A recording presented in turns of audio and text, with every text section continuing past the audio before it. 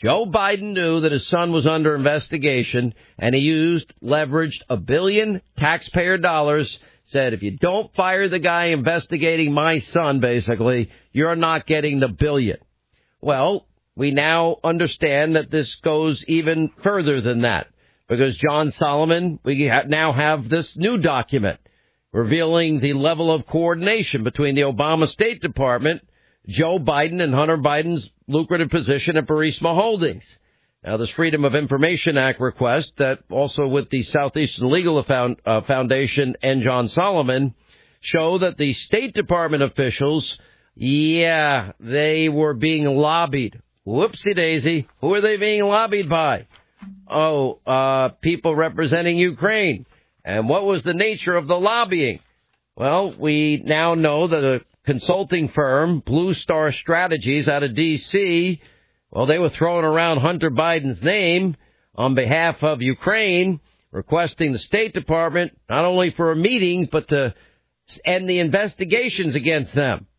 Anyway, John Solomon first published these documents, and these emails were subsequently made available to him, and others now are following up on it. He joins us now, investigative reporter, Fox News contributor, John Solomon. How are you?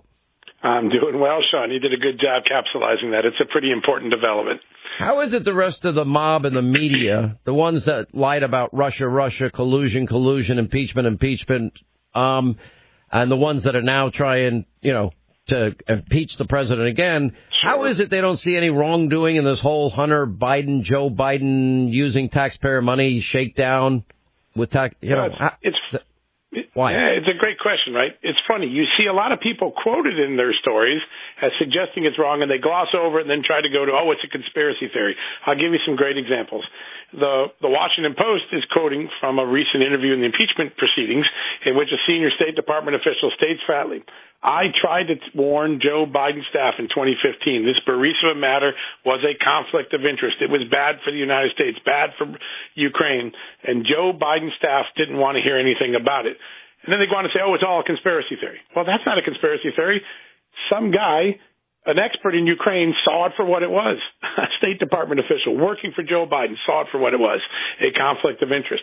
Same thing, you see Shokin was interviewed by ABC News, by the Washington Post after he was interviewed by me. Shokin tells the same story in each venue. I was fired because Joe Biden was mad I wouldn't drop the investigation against his son's company. And then you go, their same publication, it was a conspiracy theory. It's not a conspiracy theory. It's a factually based story. And Joe Biden has a lot of questions to answer, and he's been allowed to skip answering them so far. All right, let's go through this, and let's look. I think the Joe Biden issue stands alone, and the Hunter Biden issue stands alone. They obviously, but you have these documents that showed they really did want something for the money that they were paying Hunter Biden, didn't they? And they did use that name Hunter Biden to try to get the State Department to get the investigations ended, didn't they? For sure. And it comes at a very critical juncture in the investigation. For all of us in America who follow Ukraine, you wouldn't have heard about this. You wouldn't know the significance of February 2016 unless you were Burisma, Hunter Biden, the company, because on that month, the start of that month, February 2nd, 2016, the Ukrainian prosecutor, Viktor Shokin, the one that Biden ultimately got fired, orders a raid on Hunter Biden's boss's home, the owner of Burisma Holdings, an oligarch by the name of Mykola Zlochevsky. And that raid signaled that after years of quiet, or after some months of quiet, that Ukrainian prosecutors were stepping up the investigation. They were getting closer. They were able to get a court order to seize Mr. Zlochevsky's possessions, a real sign that the noose was closing. What happens? 2 days later, Hunter Biden sends a private Twitter message to the number 2 official at the State Department, who, by the way, just happens to be Joe Biden's closest advisor, one of his closest advisors, Tony Blinken, Deputy Secretary of State.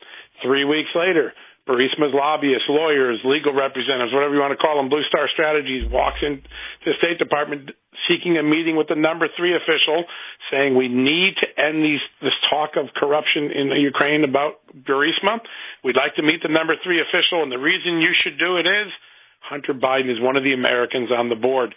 That's exactly the sort of name trading, the sort of insider baseball that these ethics rules that Joe Biden should have abided by were designed to prevent. You don't want this conflict of interest. You don't want the State Department thinking they got to do something for Burisma because Hunter Biden, the son of Joe Biden, is on the board. That's why Joe Biden should have recused himself from this whole matter, which he failed to do. He failed to do. Now, Greg Jarrett, our friend and our colleagues, identified very specific laws. And as I read it, I'll tell you, I think it's pretty damning for Joe Biden. And I don't think you need to be a lawyer to figure out 15 U.S.C. 78. It is illegal for a person to coerce or influence through bribery or extortion a foreign nation into taking action that might financially benefit the person, his family, or business. That doesn't sound good, does it? No, in this case, there's clearly a benefit to firing the prosecutor who was overseeing the Burisma investigation and who was planning, by his own admission, was planning to call Hunter Biden as a witness right around the time he got fired. 18 U.S.C. 201C. Whoever gives, offers, or promises anything of value to a public official to influence an official act is guilty of bribery. Does that sound good for Joe and Hunter? I think that one's got to be explored, right? We need to know the circumstances. And I think one very important fact, normally U.S. aid can't be withheld unless there's an interagency process that begins. One question for Joe Biden and the Obama administration, I can't find any record of it. Did anyone put this through the normal channels to make sure this was okay to use the aid this way? If not, it meant Joe Biden did it on his own and he had a personal reason to do so. 18 U.S.C. 201B, giving, offering, promising anything of value to a public official in exchange for any official act. Right. That sounds like trouble. 18 U.S.C. 1951, a threat to a foreign official in order to obtain an official benefit affecting interstate foreign commerce would constitute extortion. Look, we can go over this all day long, but we have a double standard. You've read the transcripts. Right. I don't care what so-and-so and this so-and-so. Most of the so-and-sos, by the way, don't think anything was wrong with the president. I hear the president. Right. We knew Ukraine interfered in the 2016 election. We knew from a Ukrainian court decision. We knew from the reporting of Politico January 11, 2017. We knew because Ukrainian officials, John Solomon, weren't they willing to give us the evidence? Yes, they were. In fact, they tried and were turned down. The U.S. attorney in New York wasn't interested in this overture, which, by the way, occurred way back in the summer and fall of 2018. More than a year ago, Ukrainian authorities tried to drop all this evidence on the U.S. Justice Department, and it fell on deaf ears at the end of the Jeff Sessions tenure. All right. Now, let's go. Where do you think, is there going to be more Freedom of Information Act information on this? Absolutely. Our lawsuit is proceeding. The great lawyers at Southeastern Legal Foundation, Todd and Kim, are working hard. We had a status conference today. We're moving ahead. We expect another production of documents just before Christmas. I think these documents will go beyond what we know was happening at the top of the State Department to then find out, what did the embassy in Kiev do?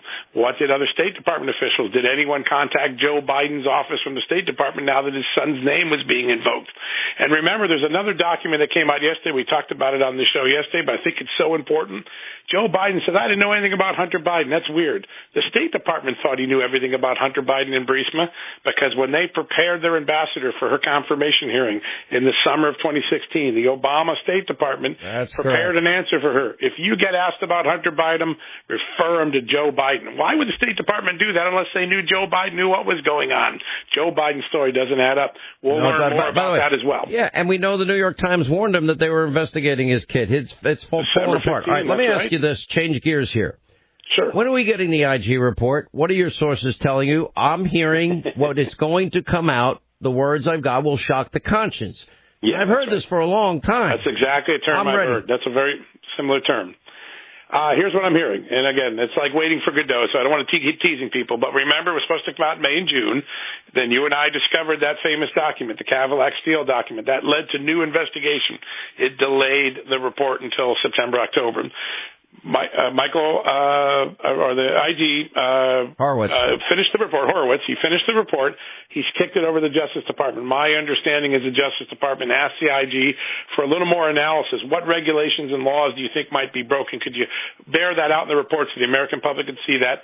That work is being wrapped up now, and I am hearing the most likely release date for the FISA report is going to be the week of November 18th, so about 2 weeks from now. But I heard week, just before Thanksgiving, so that would be a week before, a week and a half before Thanksgiving.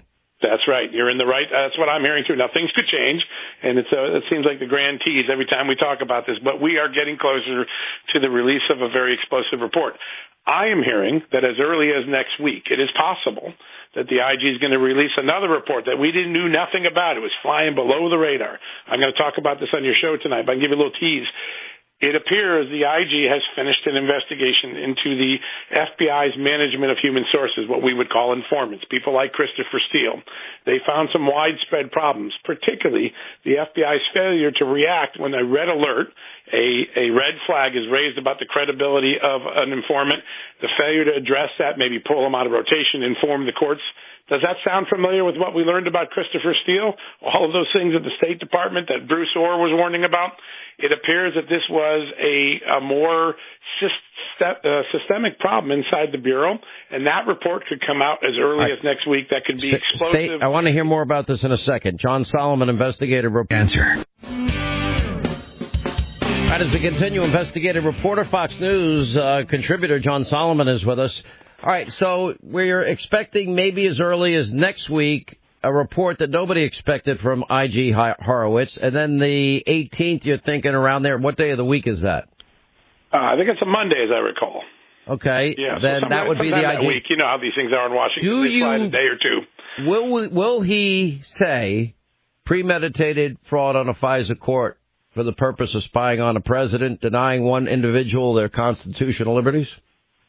I don't know yet. I'm still reporting on it. What I do know, as I've been, my sources are telling me that it will paint a devastating picture of misconduct by the FBI in the pursuit of these 4 FISAs and in providing inaccurate information about Steele specifically to the court.